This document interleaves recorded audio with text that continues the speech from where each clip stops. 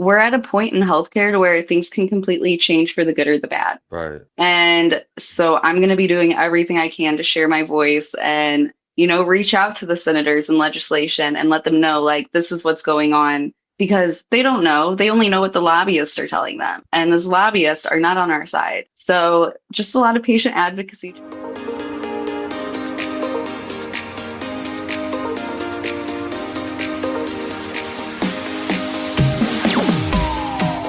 Mental health champions, I have a treat for you. I'm bringing on someone who is so passionate about helping the patient experience, dedicates her life to it, and we were joking behind the scenes, work doesn't end, weekends, weekdays. She's always in your corner. So welcome to A Mental Health Break, Claudia.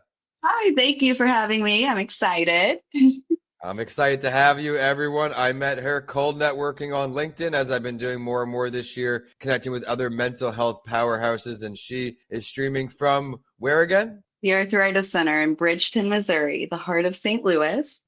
Yes, all right. And I'm excited because, again, she brings this passion that she's on the phones all day, working with providers and our experiences. So I had a glimpse of it in the show bio. I'll have a link to a video that they put together I think is really impactful that highlights what it's like to get people what they deserve. Let's talk about that video.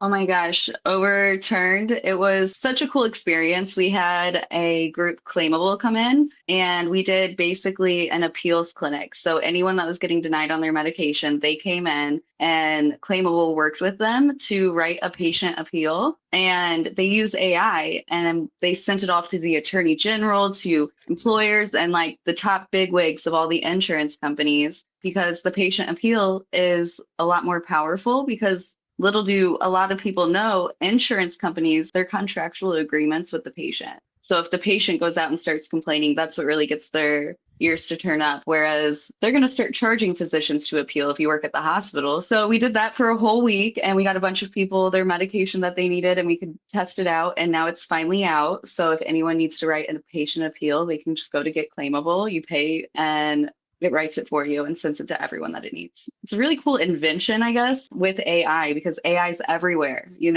everyone uses it, even insurance companies. Sure do. And you've raised so much awareness. I know the video's got a ton of views, but your passion had to come from somewhere. When did you first realize you wanted to work within mental health? So I would say I was kind of there's always the family member that with rheumatology, you can't see the pain, you can't see the illness. And my brother was actually really, really sick. And I was that family member that was like, you need to get outside, go for a walk. Like you're feeling sorry for yourself. And then when he passed away at 30, I was just really mad at the world. And I somehow stumbled upon this place. I was still grouchy, hated everyone, wasn't the smiley Claudia I am now. I was just hated everyone. I would listen to The Blue World by Mac Miller on like repeat or Remember by Mac Miller and just like sit there in my depression and be grouchy. And then I started working here and I learned more about chronic illness and Crohn's disease and inflammation and all these diseases that you can't see, but people are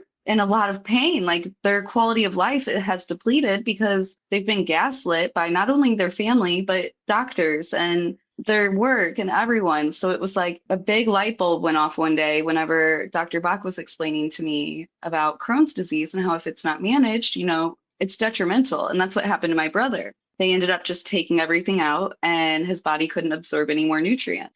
So Right. once I learned that, I was like, oh my gosh. And I really felt terrible. I felt horrible because your family's supposed to be there for you, right? Yeah. And I was the one sitting there like, Jack, you feel bad for yourself, just do better. And it's like, so I held a lot of guilt. And I think I held a lot of that guilt. And that's kind of what made me so sad and grouchy is because like I couldn't figure out why I wasn't the person I needed to be for my brother. And so then I just saw these patients and I was like, I couldn't be that person for my brother, but I can be that person for these patients. And I can work in a way that honors him and treat these people how I wish I would have treated my brother.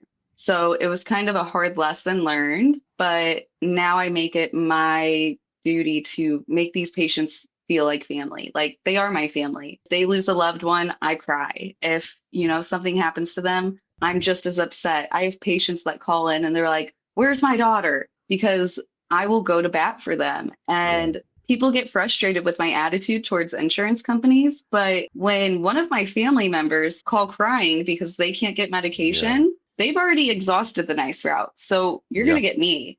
And that's kind of what started the entire thing. And Julie brought me under her wing because she saw that I was very, very passionate about helping people. And then I've just kind of learned the rope. Yeah, well, thank you for all you do for mental health. I'm very sorry for your brother's passing. And I think that all you're doing now is just absolutely tremendous because you're making sure that no one else has these knowledge gaps, maybe you could say, where what to do, how to do it. And I know firsthand with insurance companies, I am usually on the wrong end of that battle and don't find my way on the other side. So thank you for sharing all that. But since this is a mental health break, I want to touch on mental health a little more. We all work on different things and do different things to help us stay mentally healthy and happy. Just like I see you every time, I would never know because your smile and your happiness, your attitude's contagious. What are some things that you do to stay healthy?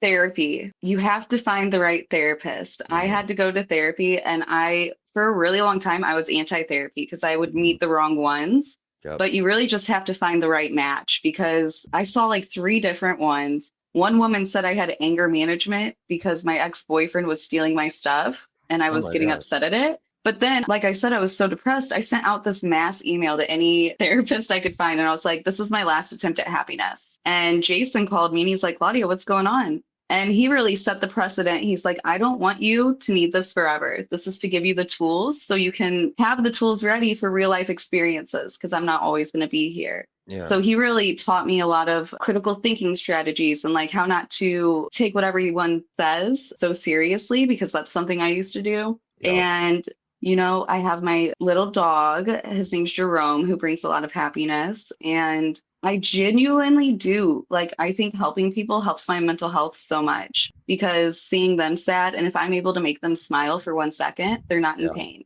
And like, in a way, that's therapy for me too. I would also say going for walks. People think it's so redundant, but like a 10-minute walk will change your mood almost every time. It's a matter of just getting out and walking, and then you'll be fine.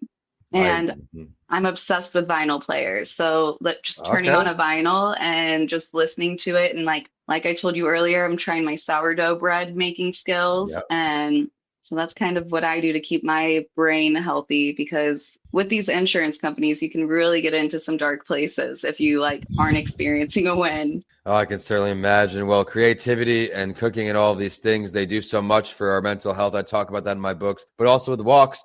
As I look out the window, I have like just a longer sidewalk out there where I'll intentionally get outside and walk it once or twice just to get off the screen, get in the sun. And being on the phone all day is certainly draining. I mean, even a few podcasts in a row now, I'm like, I can't do it anymore. Wow, I'm fading out, but I absolutely love that. Is there something that maybe you can lend to our audience, having been on the other side of the insurance company, maybe something most people don't know that you wish maybe you did know?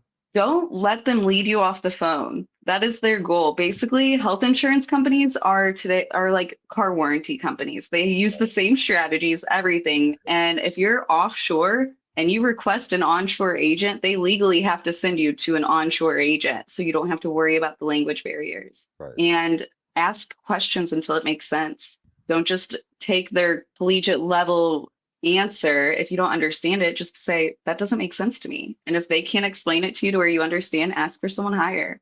I absolutely love that. It's very easy to be quote unquote bullied on the phone because I've certainly been in.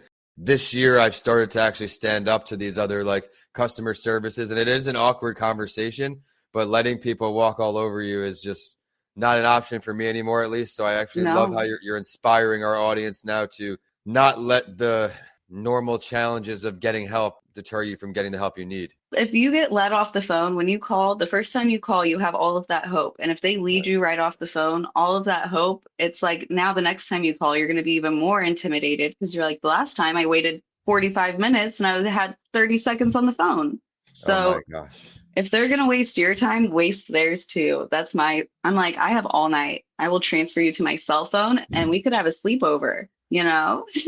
I get it.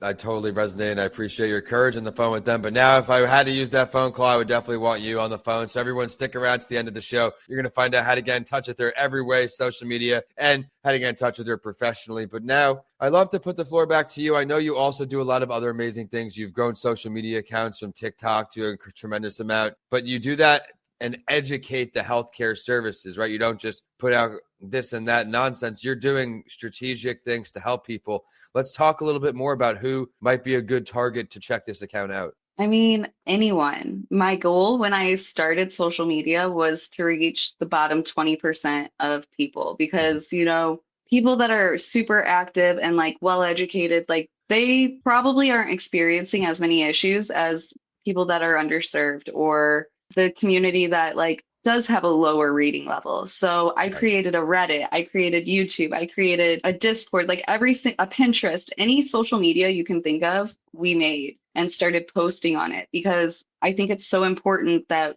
people are educated because the more Yep. educated they are, the more empowered they're going to feel to stand up against these insurance companies. And the more empowered these people feel and we all come together, the quicker we're going to see change. Oh my gosh, well, you're definitely making a big change by all the advocacy you're doing in the community. If you could give one piece of advice here, Claudia, to anyone out here struggling today, which piece of advice would that be?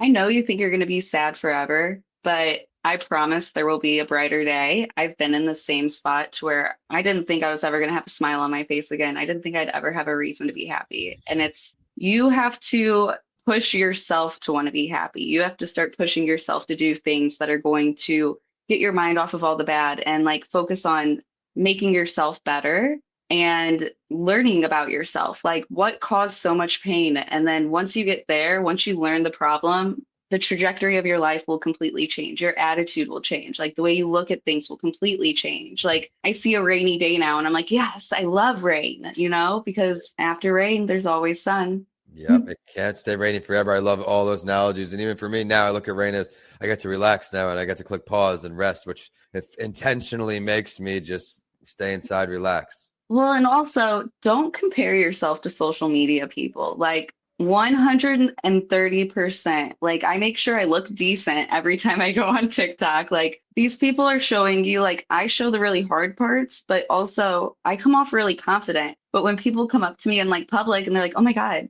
you're on TikTok, you have what?" I'm like, "Oh my gosh, please stop." Like I'm getting embarrassed. Yeah. So it's just don't compare yourself to social media. I post all my best pictures on Instagram. Like you only see the good parts. You don't see the hard part. Definitely an amazing statement to make. And I always, as entrepreneurs, of course, it's challenging with the compare game, usually in the beginning of that journey. But now once you find that confidence, stay laser focused, you tune out all the noise, and you're such an amazing advocate for that. So thank you for that. What's next for you? I know as we're recording this end of March, you'll probably be aired next month. What do we have going on for the summer for you? Oh my gosh. We have some conferences, some patient advocacy conferences that we're going to try to speak at. This will be my first time if I do actually get to speak, so we'll All see. right.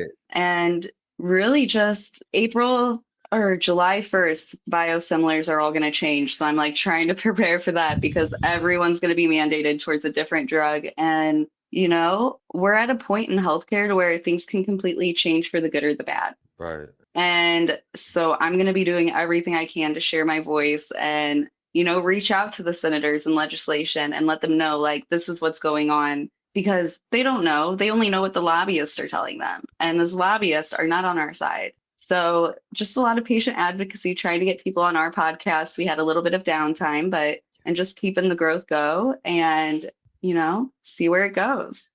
I can't wait to connect you with Amber. Amber, if you're listening, you've already been connected, but Amber and I go to Tallahassee, our state capital, every year to advocate for certain causes as well that are near and dear to our hearts. So you two I are might going to have hit to it come off. down. Yeah, and we do. We go every January. It's part of what we call We Are TGH Day, where everyone from that hospital, staff, patient survivors like myself, we all go up there in buses, and it's a whole lot of fun. But Claudia, what everybody's been waiting for, thank you so much for joining the show. I had a great time. Thank you for answering my cold message. We've had a lot of great talks, building a great relationship. Big shout out to Julie, her boss. They're doing such great work there. And now please not only share your Dr. Box office, but where we can find you on TikTok and Instagram. I'll go ahead and flash it here if you're checking out the video version.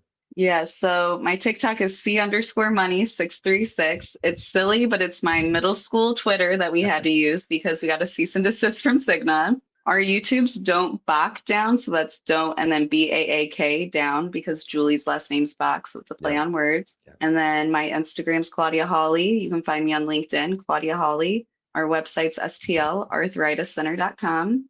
And if you Google Claudia Holley, I'm sure all my accounts just pop up. Well, what is the name of this event that you may be speaking at so we can kind of, if anybody out here wants to stay connected with you? The Patient Advocacy Summit, there's the National Infusion Center Association that I could have completely butchered that. And then my friend, her boss is going to reach out for SHRM because they work with Yep. them, which that's what I'm hoping for and giving them like a webinar. So I'll Yes. keep everything posted and let everyone know. But really, I mean, any patient stories, if someone else has gone through something crazy with insurance and they want to share, please reach out to me because I'd love to share your information. The more patients that share their stories, the more patients are going to feel comfortable sharing their story. Oh, yes. You couldn't have said that better. Well, thank you so much for taking time to come on the show. As you see, she's in a busy workday, so we tried to keep this show as quick, but we couldn't rush it too much. So thank you so much, everyone. This is a mental health break. Thank you for keeping the show a top 5% global podcast. Thank you for tuning in. Thank you to our guests. My name is Vincent A. Lancey. You can find me online at my name or vincentalancey.com. One more time for our show partner, John Ford's empathyset.com, helping you stay relaxed throughout the day. He has his card set, his app, his talking sticks. So be sure to show John some love.